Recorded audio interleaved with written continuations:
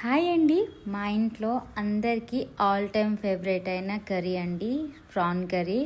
ఈ కర్రీ ఎంత టేస్టీగా ఉందంటే రైస్తో కానీ చపాతీతో కానీ బిర్యానీతో కానీ తింటే అద్భుతంగా ఉంటుందండి. ఇంకా లేట్ చేయకుండా ప్రాసెస్లోకి వెళ్ళిపోదాం. ముందుగా రొయ్యల్ని శుభ్రంగా క్లీన్ చేసుకొని దాంట్లో ఉప్పు, కారం, పసుపు, అల్లం వెల్లుల్లి పేస్ట్ వేసి మిక్స్ చేసి ఒక 15 నిమిషాల పాటు పక్కన పెట్టుకోండి. తర్వాత వేరే ఒక ప్యాన్లో ఆయిల్ వేసి దాంట్లో ప్రాన్ని వేసి వాటర్ అంతా డ్రై అయ్యే వరకు ఫ్రై చేసుకోండి. ఇలా ఫ్రై అయిన తర్వాత తీసి పక్కన పెట్టుకోండి. ఇప్పుడు ఇంకాస్త ఆయిల్ వేసి దాంట్లో కొంచెం మసాలా దినుసులు వేసి ఫ్రై చేసుకోండి. అవి ఫ్రై అయిన తర్వాత సన్నగా కట్ చేసుకున్న ఆనియన్స్, పచ్చిమిర్చి, కరివేపాకు కూడా వేసి ఫ్రై చేసుకోండి. 1 టేబుల్ స్పూన్ అల్లం వెల్లుల్లి పేస్ట్, సన్నగా కట్ చేసుకున్న టొమాటోని ఒకటి వేసి బాగా మిక్స్ చేసుకోండి.